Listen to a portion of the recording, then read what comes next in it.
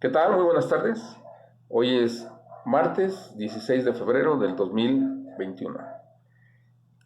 Vamos a hacer una pequeña introducción que yo le llamo cuentas personales contra cuentas de negocio. Vamos a tratar de encontrar la lógica entre las metas de inversión y pago de deudas para efectos de negocio y efectos personales. La mayoría de las empresas en México, dicen, algunos hablan de 80%, otros de 86%, son pymes, pequeñas y medianas empresas, las cuales algunas están constituidas en sociedades anónimas o sociedades por acciones simplificadas, las menos de ellas, y la gran mayoría o la vasta mayoría son personas físicas, que no importando su régimen fiscal, ya sea RIF, plataformas o lo que sea, o actividad empresarial, pues todos estos están como individuos. Es interesante cómo se origina un negocio. Algunos lo heredaron de sus padres, otros lo desarrollaron, otros eran godines y renunciaron al empleo para obtener la tan ansiada libertad, que al convertirse en muchos casos en autoempleo, en lugar de ser una libertad, pues resultó ser ahora esclavismo a muchos clientes.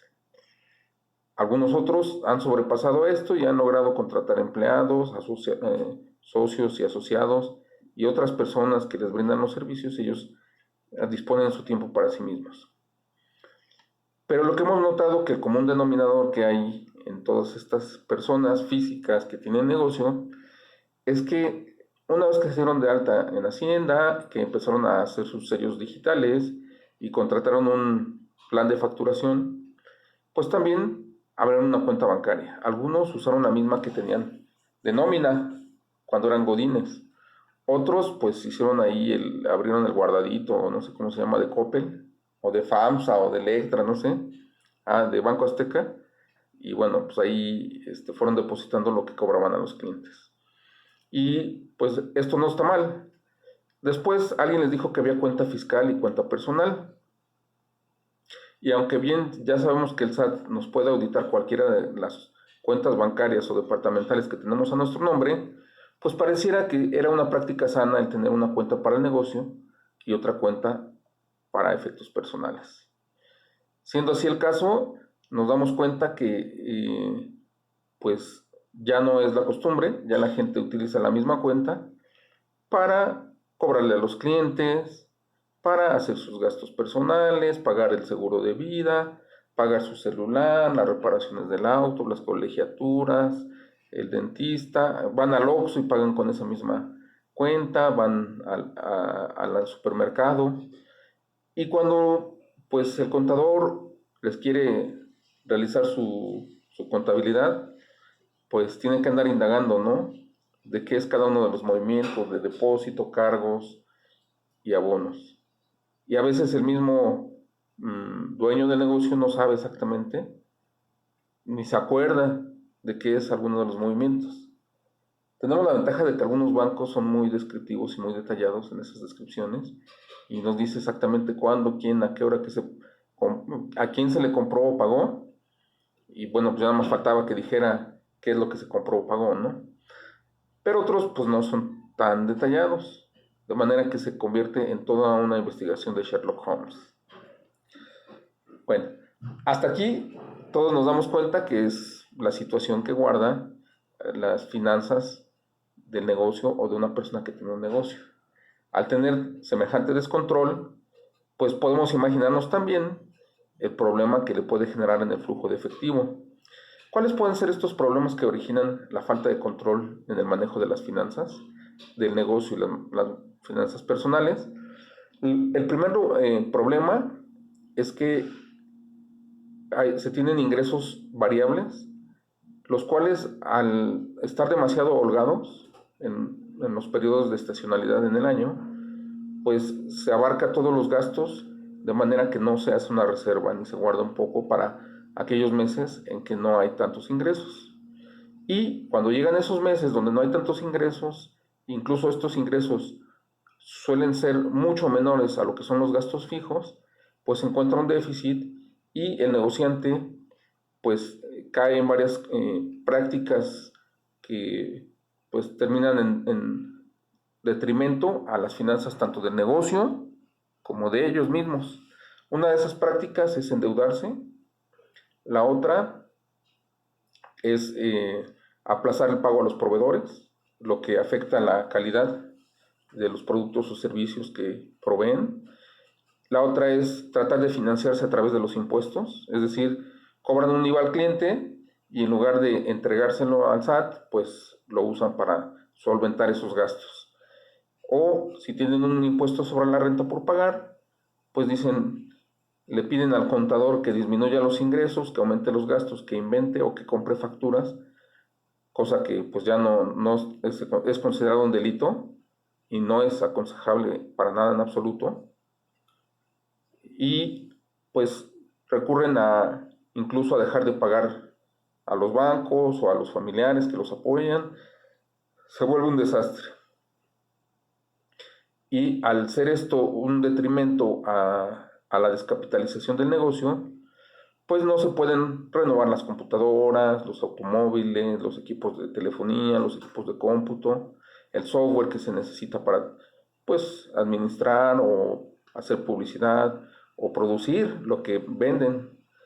De manera que al no haber dinero o capital en la empresa para solventar todo ese tipo de necesidades, pues se va haciendo viejos y obsoletos los sistemas y las herramientas de la empresa, dañando seriamente la relación con los clientes. Otro de los problemas que puede causar el no tener una previsión financiera dentro del negocio incluye también el contratar créditos a intereses muy elevados que se llevan la utilidad. O se pierde la capacidad de negociación con clientes y proveedores, ya que al no tener una cantidad importante en tesorería para poder adquirir volumen, costos de oportunidad o incluso adelantar algunos pagos para obtener un descuento o poder dar algún crédito de contado comercial, como le llaman, que es 30, 60 y 90 días a un cliente, sin que nos afecte la operación, pues el cliente se va a donde le dan el crédito y por lo tanto se obtienen menos ventas y disminuye la utilidad. Pudiéramos hablar horas y horas de todos los problemas que nos puede afectar en no tener controladas las finanzas, tanto personales como del negocio. Pues bien, hasta aquí ya vimos cuáles son los problemas, pero vamos a alegrarnos porque justamente de esto trata este video, de que podamos nosotros identificar cómo arreglar lo que dijeran el relajito financiero, pero para pymes y negociantes o para emprendedores. Vamos a hablar de unos cuantos principios básicos, tanto de contabilidad como de finanzas, que nos pueden ayudar bastante a ir poniendo cada cosa en su lugar y lograr nuestros objetivos que queremos y poder tener un negocio de éxito. El primer principio se llama lo que antes era un principio de contabilidad que ya no existe, pero que subsiste en sí el principio que se llama la entidad. Y nos dice que los bienes del negocio son distintos de los bienes de la persona de negocios, o del empresario o del emprendedor. Sí, así como lo vimos. El dinero que hay en el negocio no es del dueño, es del negocio. Y el dinero del dueño tampoco es del negocio, es del dueño. Entonces, lo primero que se requiere para poder tener éxito en las finanzas para emprendedores es que claramente se separen tanto los bienes como el dinero del negocio y del dueño del negocio. Y muchos me dirán, sí, pues yo tengo muy separado esos bienes y esos dineros porque incluso hasta tengo ya dos cuentas, una para el negocio y otra para mí. El detalle, y siendo muy honestos, es que la realidad de las cosas es que, aunque sí es muy buen principio tener dos cuentas, muchos entendemos que con las facilidades de las aplicaciones, retiros de efectivo en supermercados, en cajeros, transferencias, incluso sin tarjeta y muchas maneras tan sencillas ahora de mover el dinero, que es muy fácil que empecemos a pagar cosas del negocio con la cuenta del dueño y viceversa. Es más, no vamos muy lejos.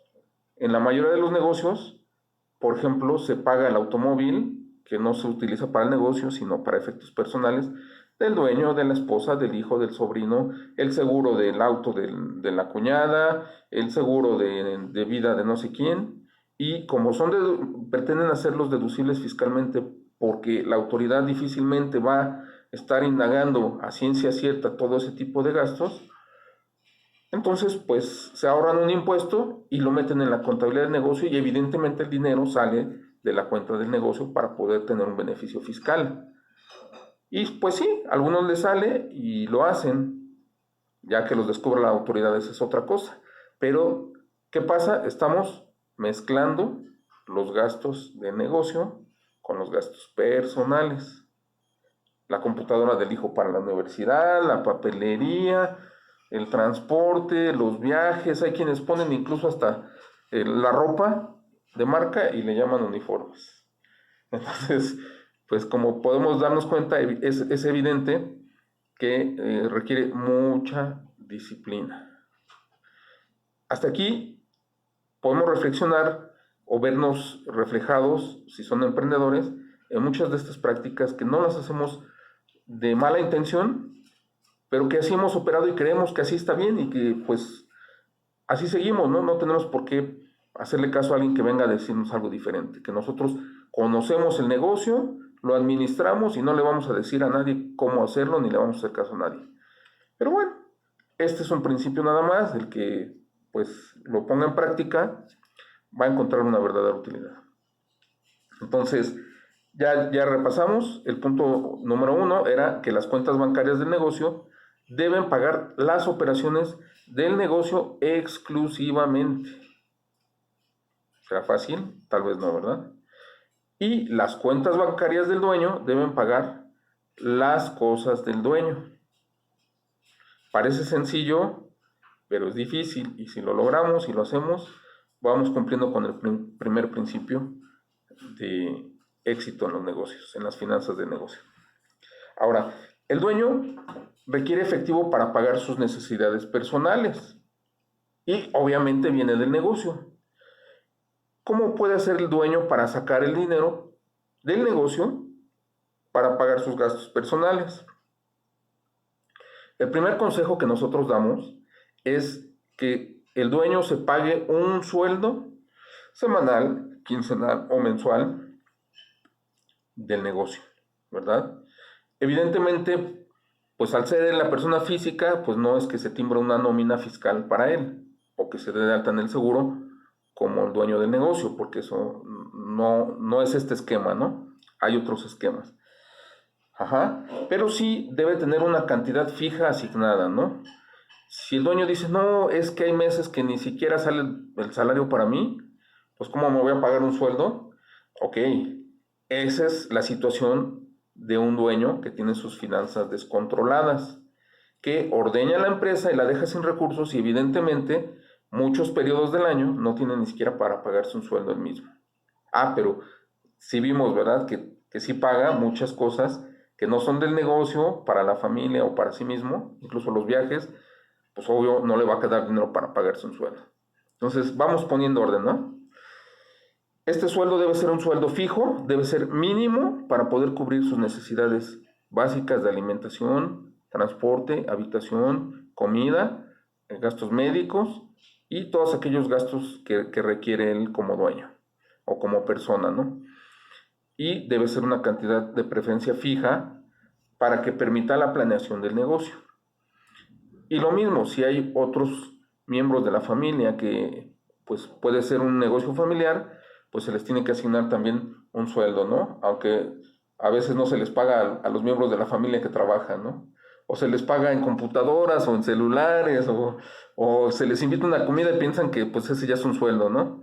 Pero la realidad es que aunque no se le pagara esto, que lo sano es que se les pague a los miembros de la familia, porque eso puede decir el dueño, ¿no? Pues yo les pago todo, ¿no? ¿Qué más les doy?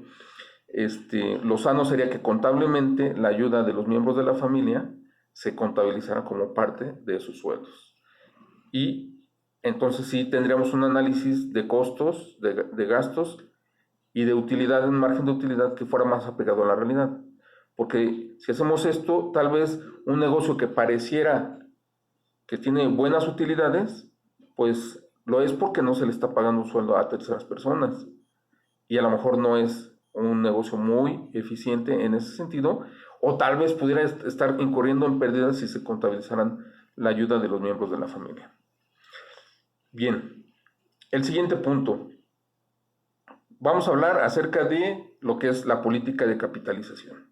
La política de capitalización, en pocas palabras, nos dice qué se le va a hacer a las utilidades del negocio. Se reinvierten en el mismo negocio, se retiran como parte de los beneficios para el dueño, o una mezcla de los dos. Eso es lo que se llama la política de capitalización.